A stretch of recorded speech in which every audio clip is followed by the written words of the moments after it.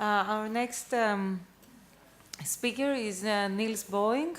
He is a journalist, author, and co-founder of Fab Lab Fabulous and Pauli in Hamburg. He studied astrophysics and science theory and is a freelance science writer for major German media. He advocates a new bottom-up urbanism and an end to neoliberal urbanism and gentrification. Yes, thank you, Lydia. Thank you for inviting me, for responding. And actually, I have to say, there were so many interesting points during the day, but we could already respond in 1 hour's length. I won't do that, of course. But maybe starting with what Jan van Heeswijk mentioned, this term right to the city, maybe in a short preface, and then I'm going to show you some examples. What is the context that we're operating in, or that we have this discussion? It's especially when it comes to cities, this political mission to transform them into creative cities. We have heard this term several times today. On the other hand, Jan has used a term that I'm very familiar with because I'm part of the network in Hamburg, that's right to the city, which is another vision. So the people of the city, they appropriate the city, they make the city, they reinvent it. So that we have two visions of a city today, of an urban landscape, competing for each other. I mean, the right to the city networks are not yet this strong, unfortunately. And all of this happening in a time of multiple crises. And I know that whenever I come to Greece, that the situation is much worse. We have no equivalent in Germany, but, well, Germany is somehow responsible for the depth of the crisis that you have to face, unfortunately. The other background is that we have this post-industrial society that stresses culture, services, creative industries, and that frames the discourse. And what is interesting of what I heard about other projects that were introduced shortly before, it even influences and frames the critical thinking about that. So whenever projects come up, in my eyes, they are very culture-centered, or even art-centered, I would say. I think that there's something missing. So art is even a resource or a market. That is something that I don't like at all. So what I want to show you in my 3 examples is it's about the question, what can we produce? What should we be able to produce? How exactly is art relevant in this thing? And what do we need for this? To come to a different kind of production and city and maybe economy. Okay, this, what you see is a mobile phone. It looks a bit weird. Some would say it's steampunk. Actually, it's a mobile phone that we, with our Fab Lab in St. Pauli, which is a quite famous quarter of Hamburg, left and radical and prostitution, everything is there. And way too many tourists nowadays. We fabricated this DIY cell phone that was actually invented by or constructed by some guy at the MIT, Massachusetts Institute of Technology, but as an open hardware. So you are free to assemble this, to download the software, everything. And we made this even, not only this one, but nearly 50 ones in a 4 weeks project near the harbor, where we set up a kind of manufacture for mobile phones. So what was the reason for this exercise? I mean, it looks a bit weird sometimes, the left one you wouldn't use with the spikes, but first thing was we could show everybody that was a globalized product. You use it, you need it, everybody wants it. But what are the conditions? How it is made, where do the materials come from, how are the labor conditions, do you know anything about the inside of the product? And we want to show the people in an example that even they themselves, if they have no big knowledge, can as a community fabricate something complex like a mobile phone. It is not a smartphone, to be honest. It's more like a phone from '99, but you can phone with it and send text messages. So this is something I'd like to stress, that we have to come beyond this point where we only talk about creative industry in a sense how it is discussed today. We need to think about how can we produce tangible things, everyday things, even simple things like a pen or whatever, and not leave it to some industrial robots, automation, factories in Asia, I don't know where. Now, how does art come into play with this? Actually, when we wrote the application, because this was funded by the city of Hamburg, it was an art competition. Nobody of our team is an artist. But let's say personally, I've always been very fond of Joseph Beuys' thinking.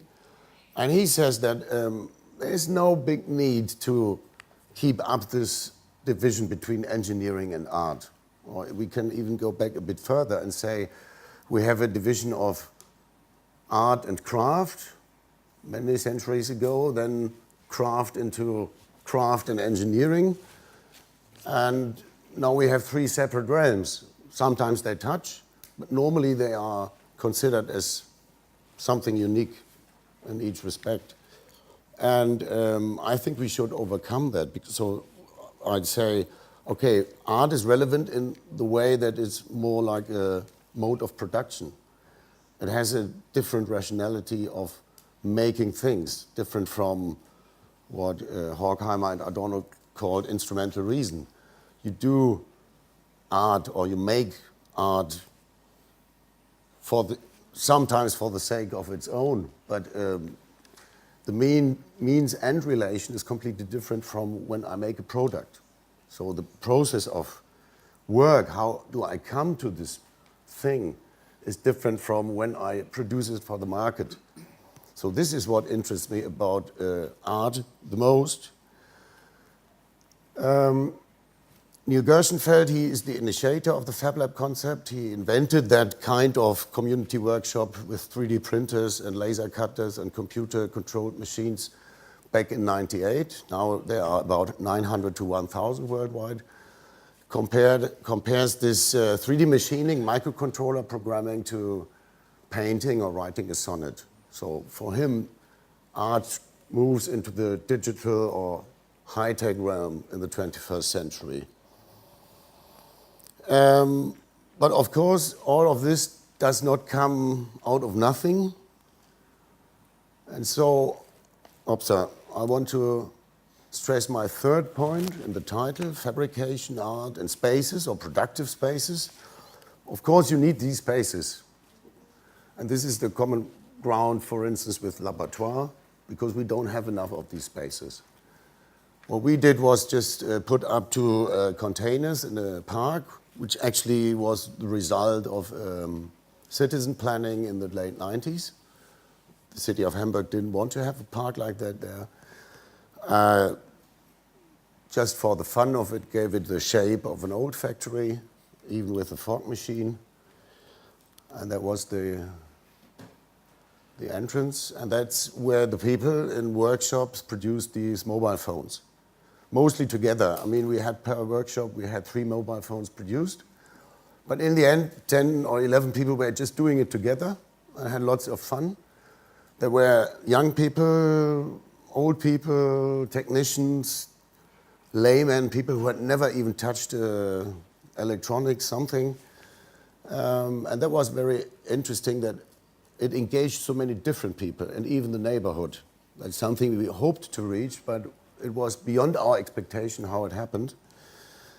So this is our Fab Lab in St. Pauli, and so my dream is that we will reach, let's say in 20 or 30 years, an infrastructure in all the bigger cities where every quarter has a big workshop hall like that, and we don't talk about anymore, is it engineering, is it art, is it craft?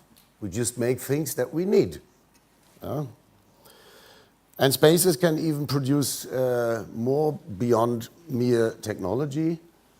This is the so-called Planbude. This is an urban planning space, but one that was set up by the citizens of St. Pauli against the will of the investor who bought a big housing complex on Reeperbahn, which is the red light district. The housing complex was torn down against the will of the inhabitants, of course. But there was so much protest in St. Pauli that in the end, politics decided to convince the investor, no, you have to plan it with the citizens. And this double container was the heart of this planning process. Two people were very important in this because they had invented this planning process with artistic tools before. Christoph Schäfer, Margit Zenki, some of you may know them. And so this is an example of that we need spaces even to make the city, to create the city, to reinvent the city. So we can make useful products or things, I prefer to call them things. We can make the city, or we can even think about making democracy. Oh, where's the last one? It's not there. Okay, I wanted to show you one more picture, but it's missing. Doesn't matter. It's about that we have started in St. Pauli 3 years ago to have more or less regularly quarter assemblies, because we say politics can't solve what we need or wish or demand. And Tanja Bruguera said citizens should start institutions themselves. That's exactly the spirit, how we do that. So this quarter assembly is quite offensively positioned as an extra constitutional alternative to the official assemblies or district parliaments. And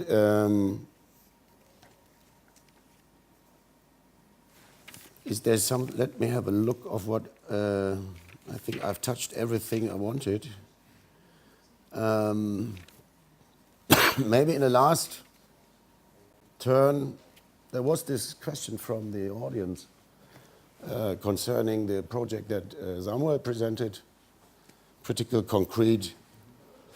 How is this different from an art project, or is it not merely architecture business? I think this is a typical question that comes up very often. And as I said before, I really hope that we can manage to move beyond this division thinking, divided thinking. This is art, all this, put things in a drawer and then you have a label. I know that sometimes it's important for getting money. So what I can't say is how this creates new jobs.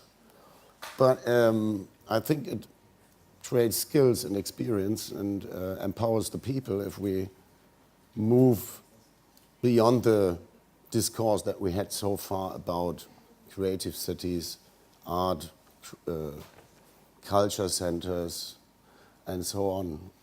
I think we have to become a bit more radical in the next years. So how many time do I have left? How much time is there left? A minute 30. Okay, no, but then let's use that for the discussion. Great. Thank you.